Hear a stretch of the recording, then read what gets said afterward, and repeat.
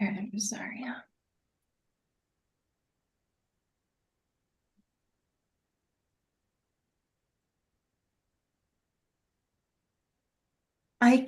We can't hear you right now, Michael. I can see your lips moving, but I can't hear anything.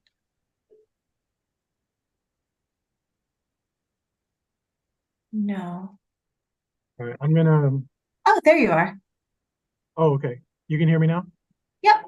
I was asking if you wouldn't mind putting the up-to-date Zoom link in the chat real quick. Our colleague Megan is having a hard time accessing it. I know for me, it redirected me to something else. Yeah. Oh, interesting. Also, the agenda link is not the same. I was like in another room waiting. That might be the problem. Yeah. Let me.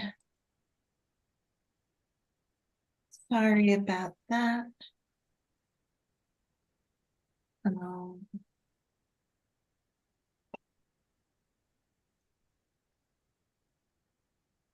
The link should be in the chat, and I'm updating it right now in the agenda. I was able to get the agenda from the email login. Okay. Hopefully that works. I'm not sure what changed.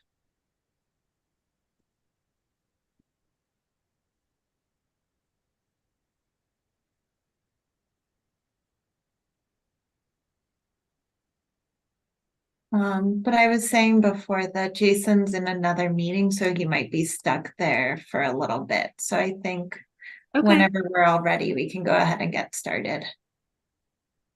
Oh, here's Denise coming in. Oh, great.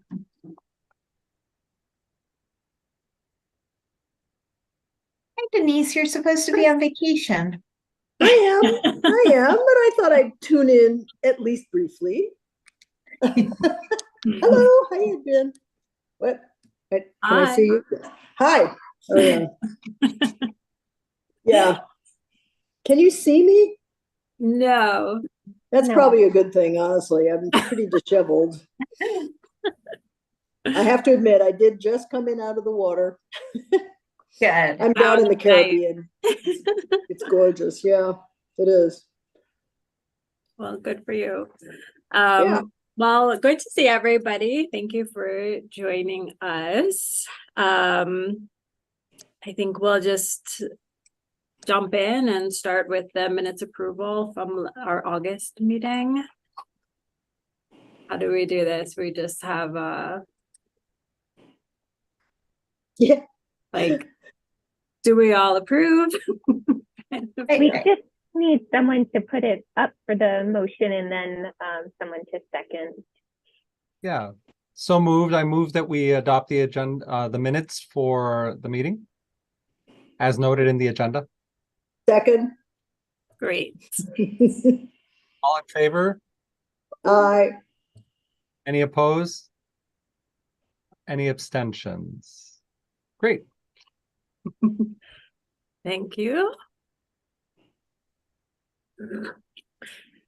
So Cindy and I took some time to talk through this annual report, which will be due in January to the governor's office.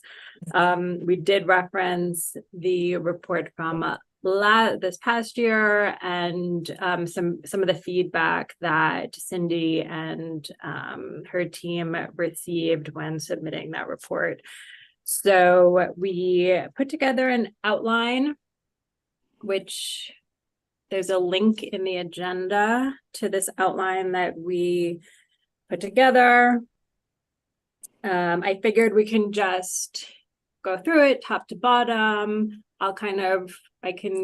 Cindy and I guess, can work together on reading through it, explaining some of our thinking behind it. And then if there are any questions or comments, just jump in. So we'll start with the list of all the commission members, and we kind of assigned ourselves some of these sections. So you'll see the CT and AO initials on some of these. And then we'll start with the broad work, the overall commission. So the vision and guiding values, incorporating the IDAA work that we did, our listening sessions. I think that the visioning and guiding values is new in 2023, right? That wasn't there before. So I think that's an important piece. Of course, the bylaws that we adopted at the last meeting, and great work on that by us. And then just an introduction to the signature events that we've kind of started to think about, that Denise talked about at the last meeting. So that's kind of like, I don't know if you guys think there's anything missing in that section. It's an overarching view of the full commission. And then maybe Cindy, if you want to go into the outreach and fundraising section. I am muted. We have conducted a fair amount of municipal outreach at this point. We've presented at quite a few of the Council of Government meetings, the Council of Small Towns, and I'm hoping that by the end of the year, we'll have meetings scheduled for the places where we haven't already presented. We've also done letter and email outreach to all of the heads of towns, the first selectmen and the mayors for every town across the state, and the town clerks. We'll do a brief recap of some of the site visits that we've done mainly over the summer, but also possibly into the fall. The presentations that we've made to historical organizations, and then the different resources that have been developed and shared via the website, including the database, the planning guide, and then our email list and those newsletters. And finally, some outlines of our fundraising goals with some of the outreach that we've done to date. We've spoken with members of the governor's office. You're technically on the subcommittee. I got double booked. You Hi, did. everyone. Do you want to go grab a chair? We still have 45 minutes.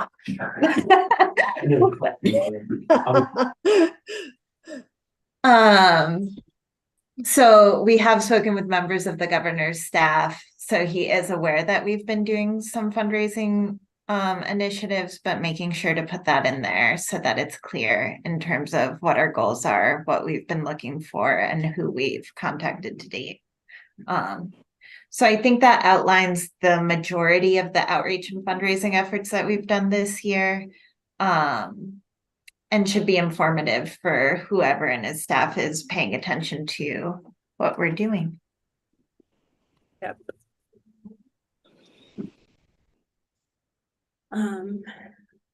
Great. And I just want to kind of say this is an impressive amount of work that has already, I mean, this was when Cindy and I talked about this, I did not know that this was all going on. So this is pretty amazing. Next, we will go into all of the work of the various subcommittees. So we'll pretty much be basing this off of the plans that the action plans that each subcommittee presented. So just to show, you know, the progress, some of the committees have brought in new members. So kind of identifying what progress has been made so far, and then the plans for next year.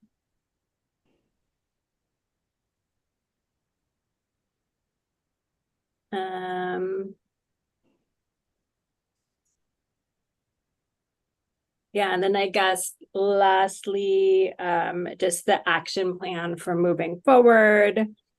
Again, details on kind of overall progress. It sounds like the governor's office is interested in some specifics. So specifics on, whatever metrics we're able to provide, number of members added, number of people added to our email list, and to, engagement over social media, number of followers, that type of thing.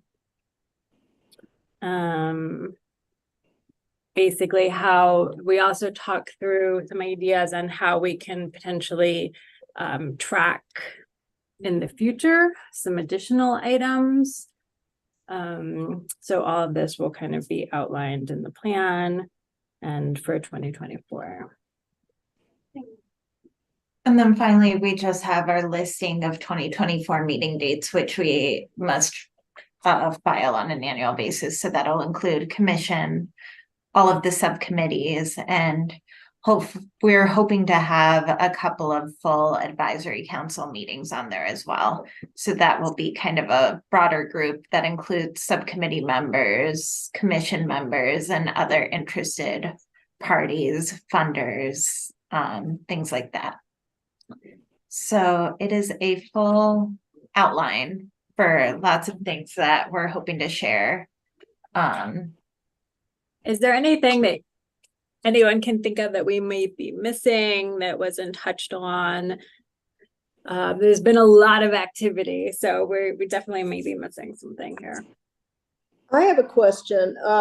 It's Denise. Are we going to make a nod at least to the teacher-student conference that's being planned for March? Technically, it's not part of the commission work, but we're certainly part of that. And I think it would be a good place to put it somewhere. I'm not sure how to do that, Cindy, but somewhere in here, we ought to at least talk about it.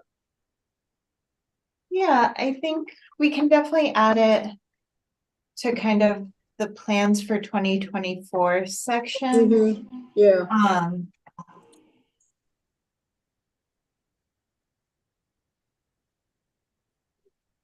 And I think we can also think more broadly around some of the non-subcommittee plans that we're thinking about for 2024.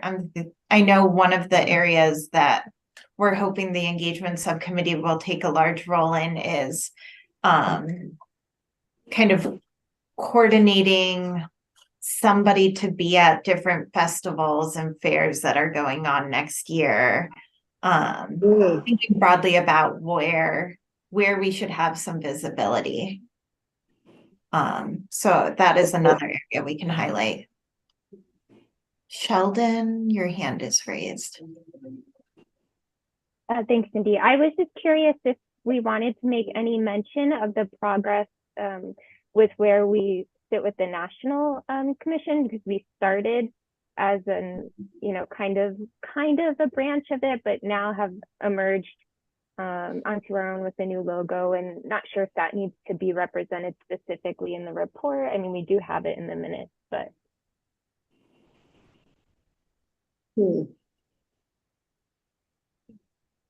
Yeah, I mean, I think that's that could go up in maybe the beginning section, above or below, like the bylaws, somewhere in that area. Yeah.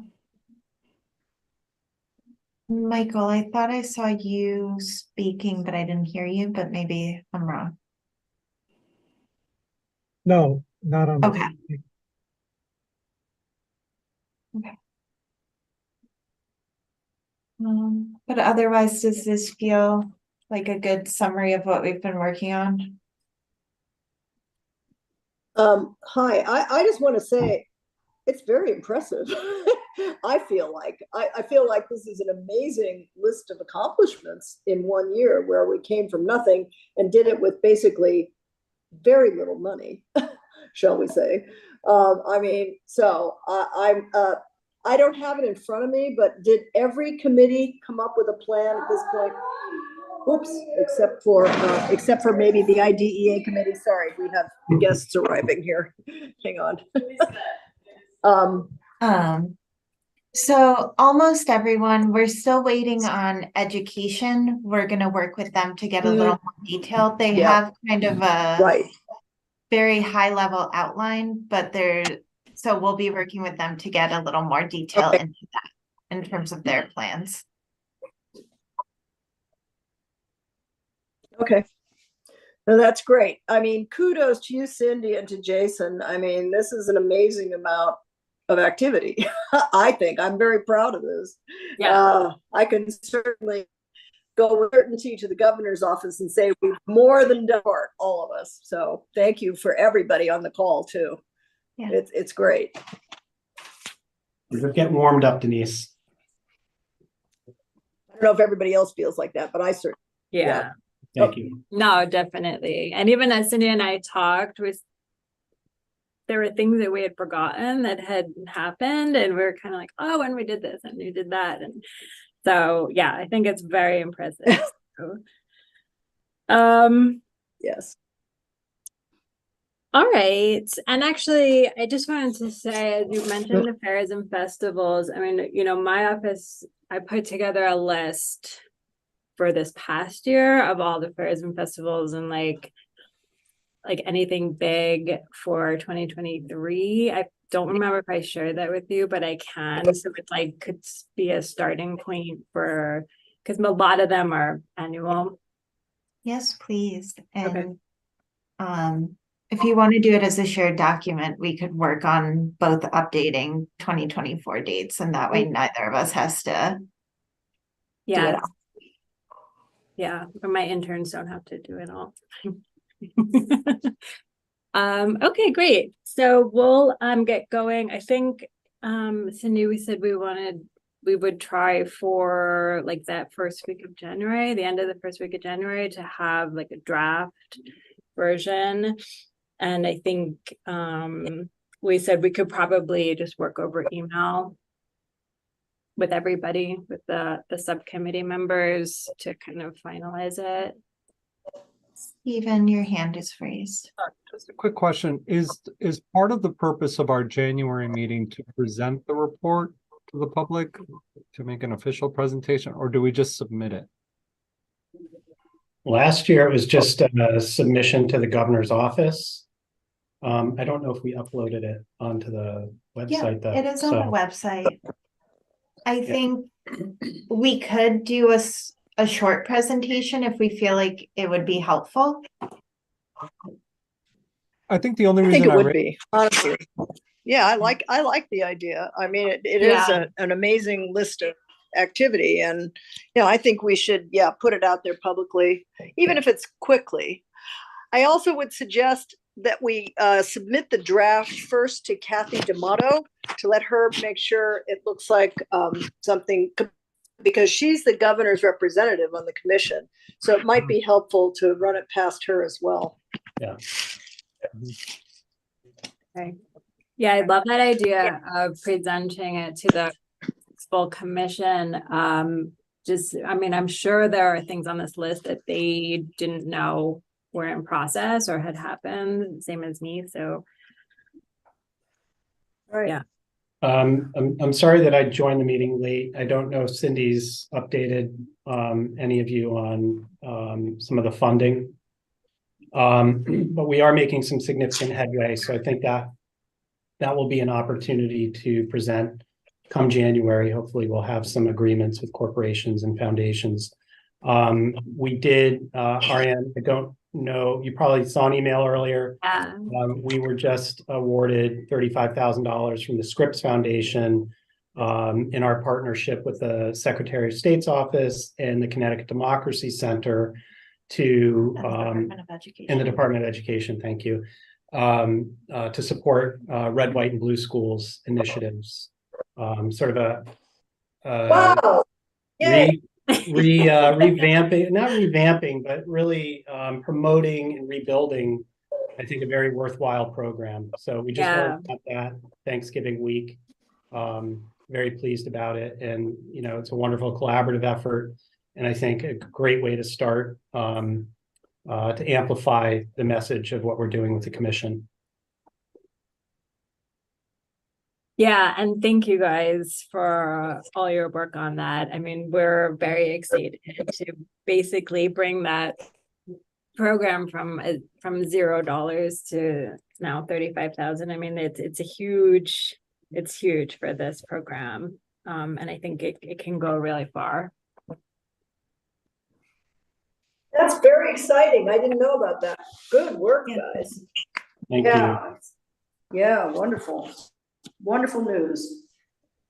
We're getting there. And we, you know, Denise's efforts and Jonathan Harris, Sarah Harris and Anna from our board also started, for lack of a better phrase, dialing for dollars last week. So we're really sort of laying the groundwork for our philanthropic initiative. Nice. Let's hope. Yep. So be happy to report that in the new year.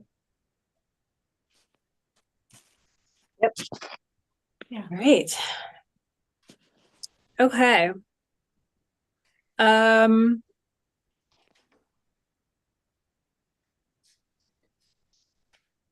All right, so I think the next kind of area that we wanted to discuss today is, you know, what our role as a subcommittee will be for 2024 once the you know, the bylaws are now done and adopted.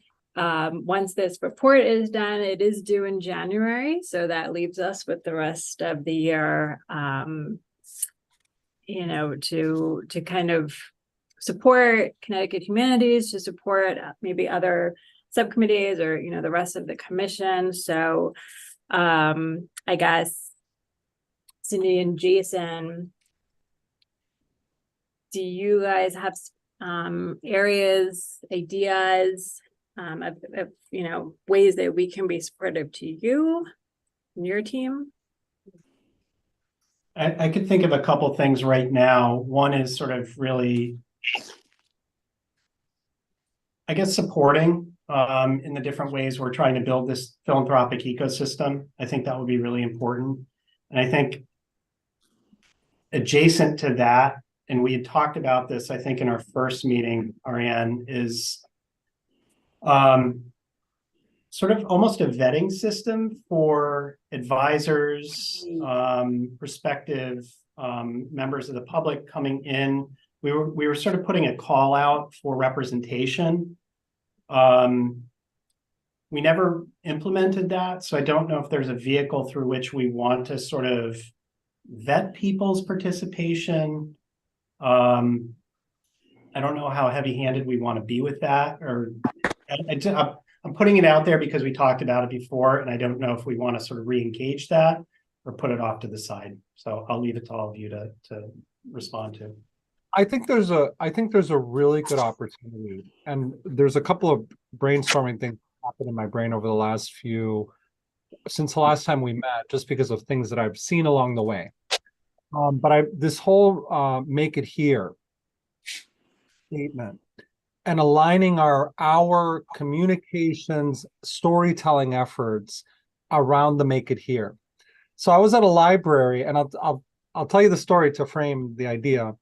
I was at a library, one of our local libraries, where there was a presentation by a Glastonbury-based author who published a book in a Connecticut-based publishing house. It's called Pequot Globe or something.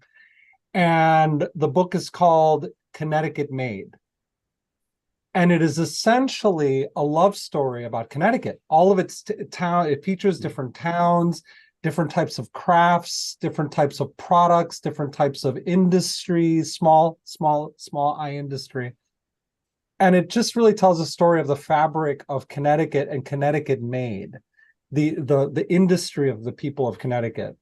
And I think that's really, really neat in terms of how we link that larger story of Connecticut made with the little stories that are being told every single day in Connecticut. And I think we can use that in a couple ways. One, to frame this in terms of the governor's pronouncement.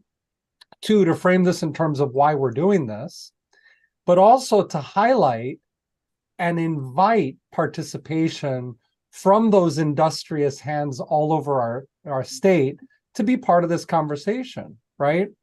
So anyway, that's going through my head. I got a copy of her book and I read it, and it's awesome because it in and of itself is an invitation for that type of participation. I can only imagine that everybody who participated and every industry that participated in being featured in this book in some way was telling their own story, right? Was telling their story of their how, their why. And that's really neat. So I'd say all this because I think maybe we use our platform as a governance committee to continue to make that connection for the purpose of how we deploy into communities throughout the year, how we fundraise and friend raise around this initiative through talking about our towns in this way, the productivity of our towns, the crafts, the arts, the breweries, all of it.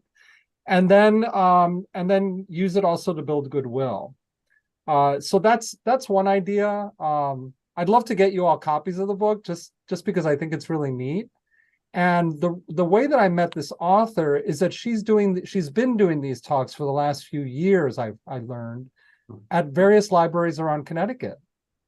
So I don't know, maybe have her come and speak to us and we could ask her some targeted questions about why this book, why feature our communities in this way. How does this link to the governor's vision on Connecticut, on Make It Here? And then how do we invite people to participate in this larger effort? I think it'd be really neat to have her come and do that. And I'd be willing to buy books for everybody just so that we can all be on the same page, so to speak. I really like that, Stephen, sort of bringing it all together through that lens. Really nice. Can you say again, did you say the name of the book or author?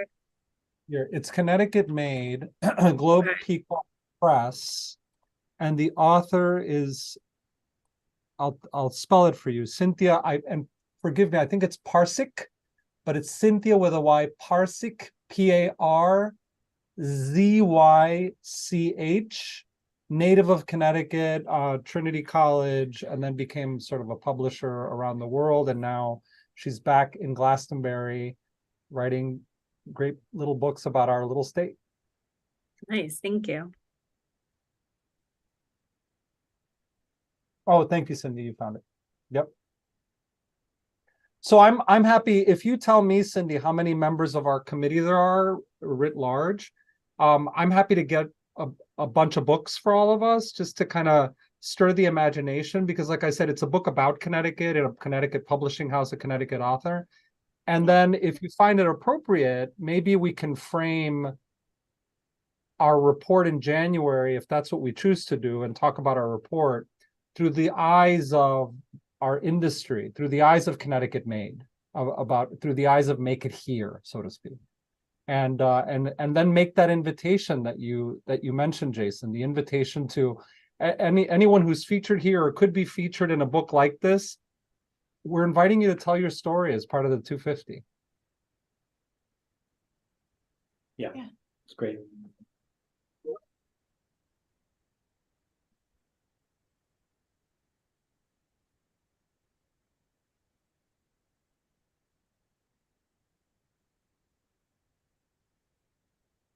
Yeah, I'm curious of the vehicles so far that have been used to invite people, or have really invitations kind of gone out, whether it's social media or your email list or. I mean, there have been small pushes through Connecticut Humanities social media and email list, but that is a small subset of the population of Connecticut. I think it's people who would traditionally probably be more interested in the 250th, but there have not been huge efforts that I'm aware of. Like, there might be people doing work out there that I don't know about. So I don't want to say that it's definitely the case, but we have not internally been able to make a lot of efforts just from a capacity standpoint. Yeah.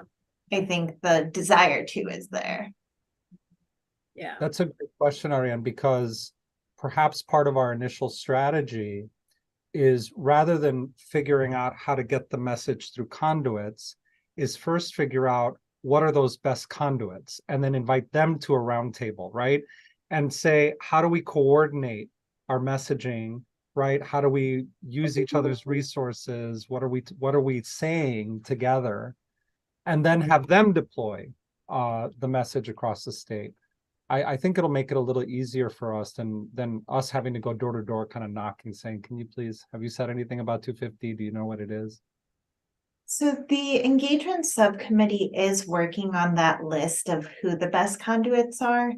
But I think what they're getting stuck on right now is what is the message that we're saying?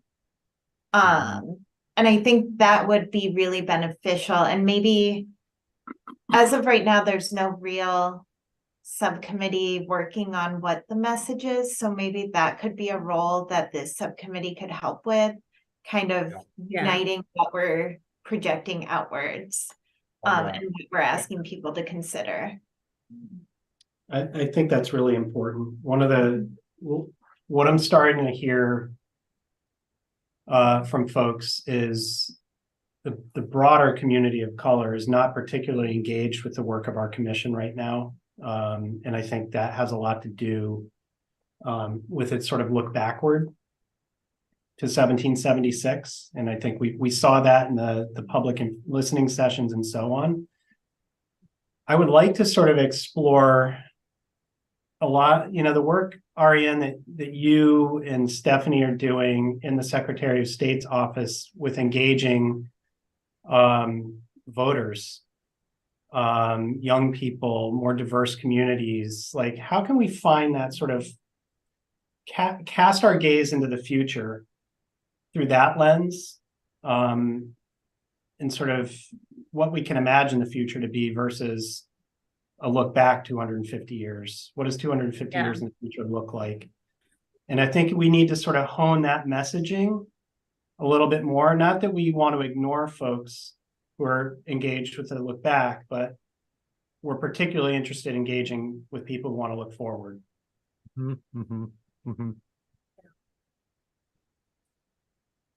Michael. Hi, yes.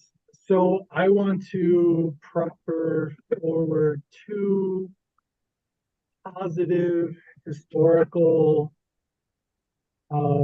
examples that we can tap into, referencing East Haddam and Simsbury. The first being the annual celebration of Venture Smith, who is celebrated by the local historical society. I've included an article from Middletown Press. He came here as the son of an African king. He's buried in East Haddam. He earned his freedom, and he was an author, wrote his book. And annually, they have an event at the cemetery that they do. It's something to highlight. And then regarding Simsbury, Dr. Martin Luther King spent a lot of time in Simsbury, and I found this interesting article from the local library that discusses his time there and his inspiration there. There's even a video, Summers of Freedom, the story of Martin Luther King Jr. in Connecticut. So perhaps we could share and leverage those. I like that. And as a bonus auxiliary, not totally related, but while I'm doing this, I think it's worth saying, I was at the airport earlier today and they're still selling Hartford Whalers hats. They're very popular. And if you want to get a broad engagement, if you have something to do with Hartford Whalers, make an arrangement, be able to license the logo, have some sort of day that includes that as part of it, you will get seats filled. You will get interest broad. So I want to mention that as well. Great.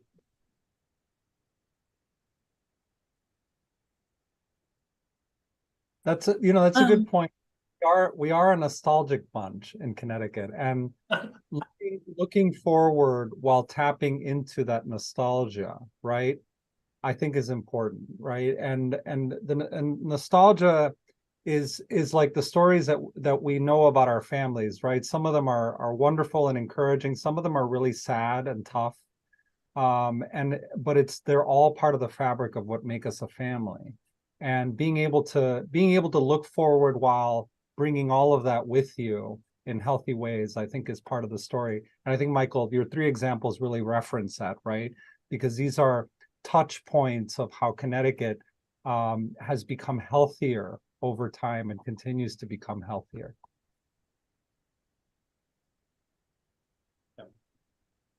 Thank you.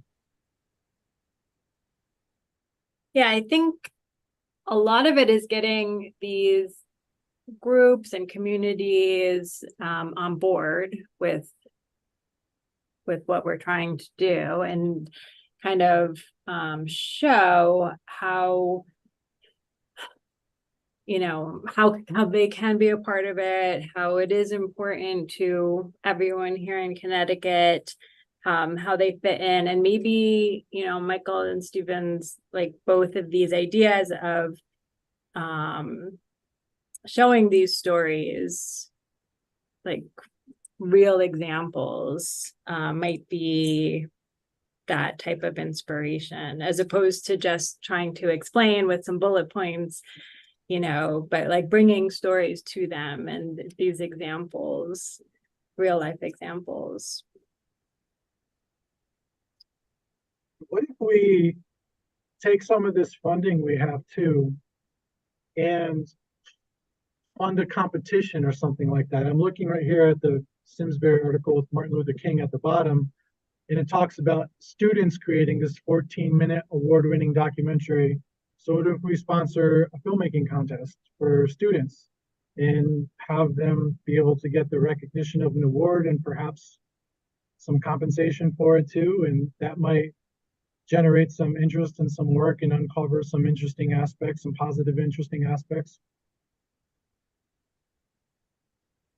I wonder if that might fit within the History Day framework that already sort of filters into sort of awards locally, statewide, regionally, nationally, and has these mediums that kids can work through to highlight. You could have a movie festival, a virtual movie festival too, so it's accessible. There was this one. Oh, I'm sorry. Go ahead. No, you go ahead. After Newtown, you know, which is a it was one of those moments, of course, that I think touched everybody all over the world. But I mean, in Connecticut, it was experienced in very deep ways, but in very different ways, depending on where you were in the state, depending on your town. So at the time, the Commission on Children created a call for submissions, and it was called Celebrating Community, Safety, and Bravery.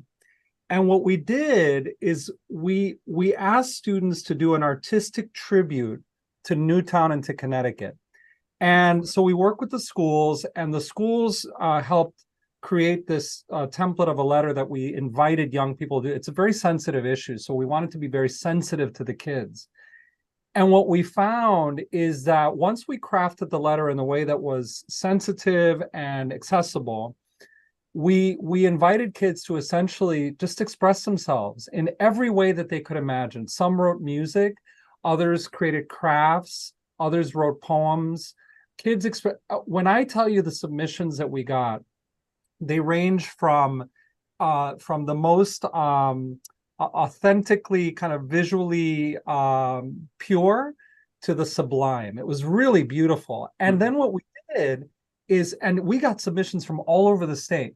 And then we had a day at the Capitol where certain submissions under the categories, right, visual arts, they came and they performed.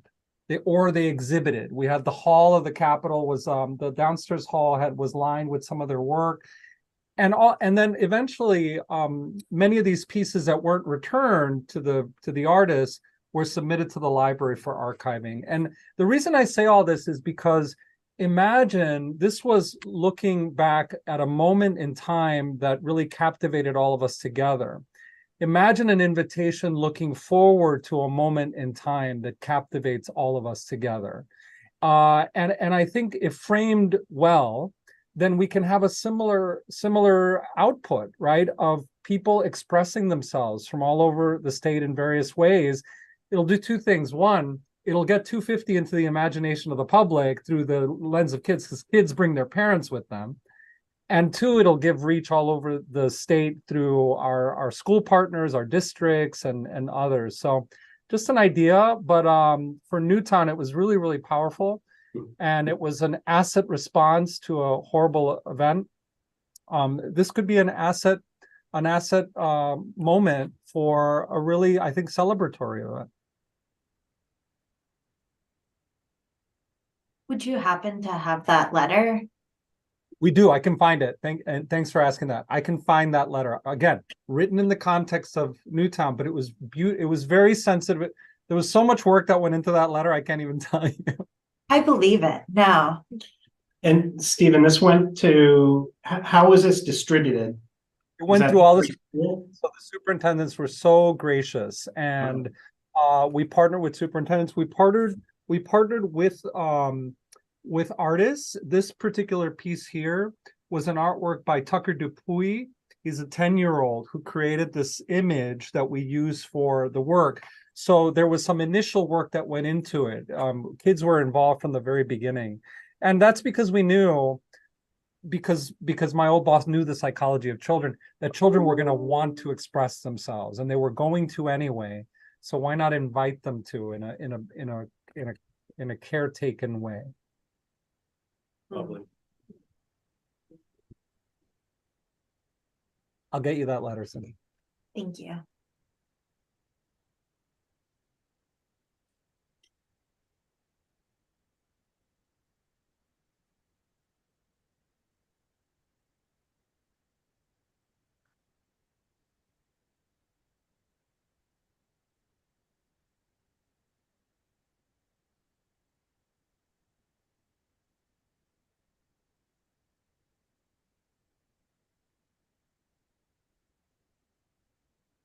I think we're all thinking deeply. Sometimes we need room to think.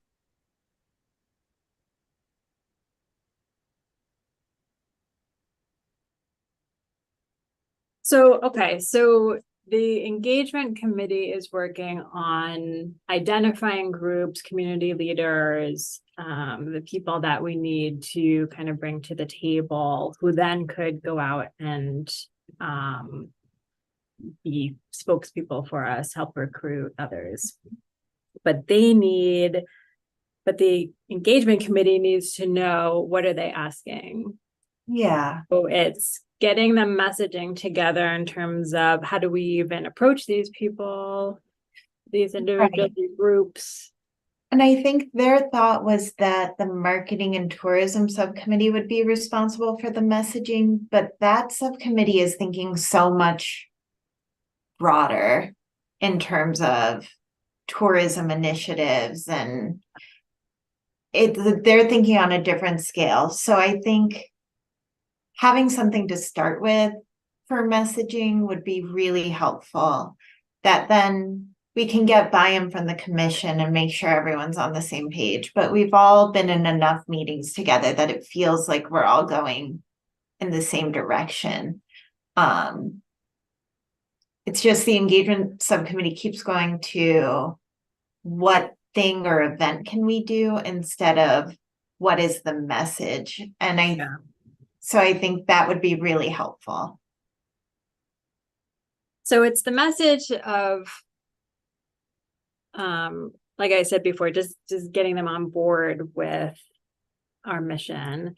But then it's also a message of, like, what are we asking? Are we asking them to identify people to members for the subcommittee, for the commission?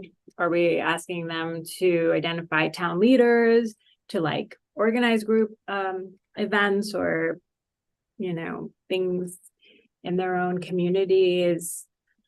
So that's like the second step, right? Like that's a whole other question that we're needing to answer. Like, what are we asking them to do? Right. Okay.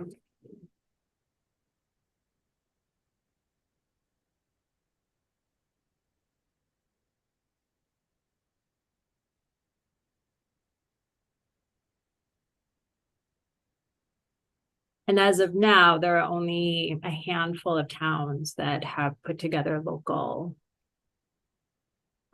committees or have any kind of local. Correct. I'll give you a number in just a minute.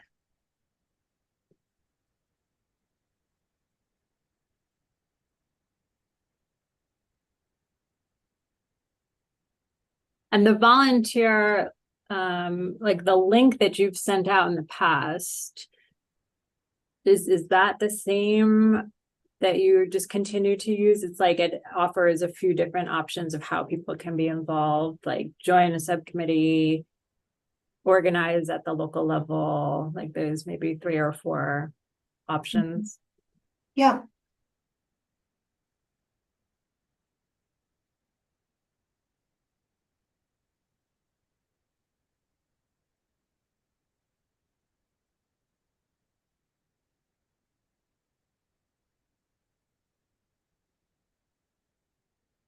We've got about 14 towns that have a primary contact identified who's kind of organizing activities in their town. So we have work to do. Yeah. And I mean, I would think I mean, I'm not sure who those people are, who the groups are, but there may need to be a couple of different kind of leaders within a town, depending on the town and or.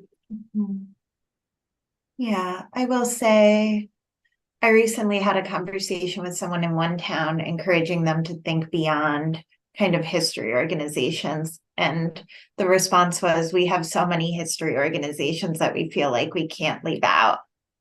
And we already have too many voices at the table. So I think there is that challenge too.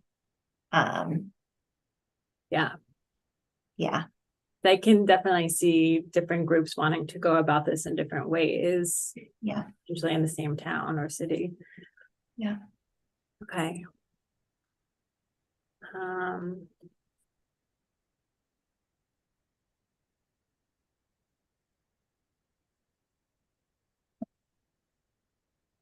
All right. So, I mean, and I guess in terms of that messaging, is that something we want to work on the next time we meet?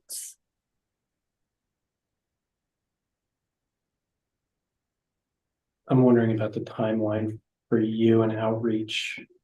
Yeah. Something we want to sort of tee up and have this committee review, something the committee wants to wordsmith over X amount of time.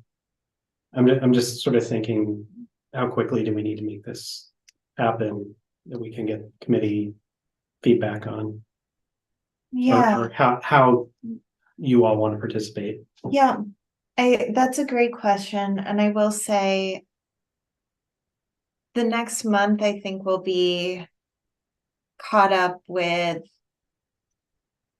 putting together this report and then just general fundraising messaging, which is a little different. And I think something that we're much more at this point, we're feeling good with our messaging for fundraising purposes. So I don't honestly think I'll have a lot of time to tee up kind of what the messaging looks like from the commission in this way. So I don't mind the idea of having a meeting in January to kind of talk this through with everyone here, get some ideas down on paper and then wordsmith from there. If everyone here is fine with that type of meeting. Yeah, I think that sounds good. I think if we meet in January, we'll have the report to look over, and that can be one piece, and then the other piece can be this. Mhm.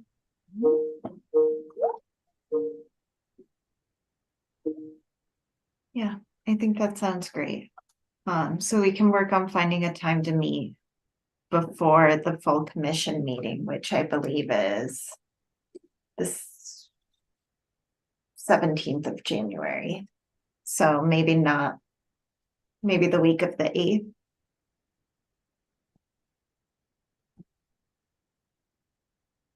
That works for me. Board meeting next day. That's possible. Sheldon, do we have a board meeting on the 18th of January? 19. Close. Okay.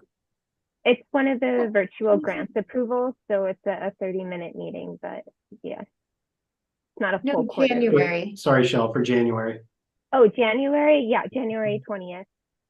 Or 25th, I'm sorry, 25. Okay, all right, we have a little room. Yeah, There's, so 17th and 25th. We have breathing room. All right. Yeah.